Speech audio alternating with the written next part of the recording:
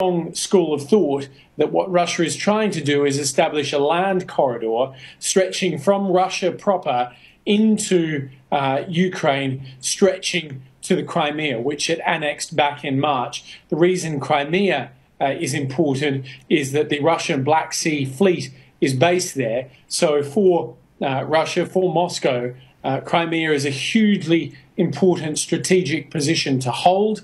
The Black Sea Fleet remains there, and clearly if there's a land corridor connecting that port to Russia proper, then that would be very significant for Russia. And the U.S. has already put into place multiple sanctions against Russia. Is there anything else that Washington can do to curb Moscow? There's lots of things that the United States could do. I think there are far fewer things that they will do. Clearly, sanctions have been put in place, particularly after the downing of MH17 not so long ago. More sanctions may be put against Russian officials, but beyond that, clearly, the White House is reluctant to do more.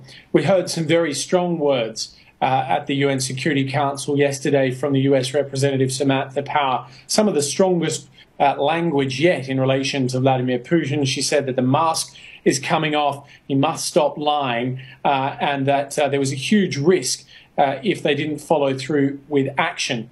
The reality is, however, that the international community has struggled to find a united voice in dealing with Vladimir Putin.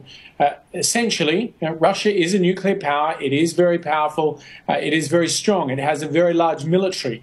The international community has a lot of problems on its hands at the moment, not to mention ISIS, the situation in Iraq and Syria, as well as the situation in Libya. Beyond that, there are so many problems that the world is trying to, the international community, particularly the West, is trying to grapple with. It clearly does not want to be taking Vladimir Putin on head-on in a confrontation over Ukraine. So it is very much a gently approach as far as the United States is concerned. And President Obama and Secretary Kerry are going to a NATO summit next week in Wales. So what actions can NATO take to de-escalate the situation to try to prevent a potential full-out war? Well, again, they're going to be very cautious. The reality is that the world does not want a confrontation with Vladimir Putin over eastern Ukraine. They don't want this conflict to continue. It's not even clear necessarily that Russia wants a full-scale conflict. What they may want is a stealth conflict. What they may want is to stall the conflict that exists currently and enter into negotiations with Ukraine over who controls eastern Ukraine, perhaps whether or not the eastern Ukrainian regions have more autonomy. Clearly, if they did have autonomy, they might show more allegiance to Russia than they would to Kiev.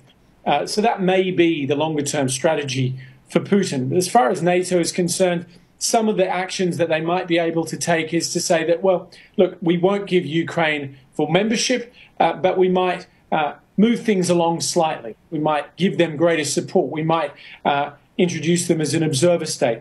We might even encourage the European Union to look more closely at granting membership to Ukraine.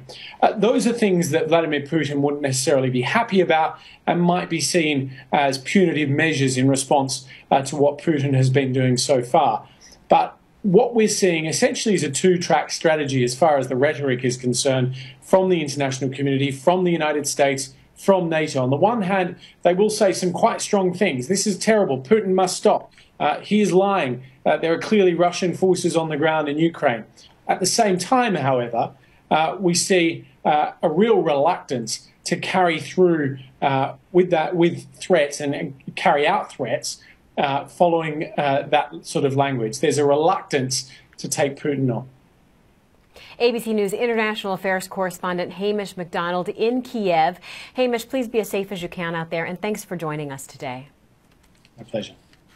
You can keep up with this story in real time by downloading the ABC News app and starring this story for exclusive updates on the go. You've been watching International Hotspot. I'm Bazi Kanani in Washington.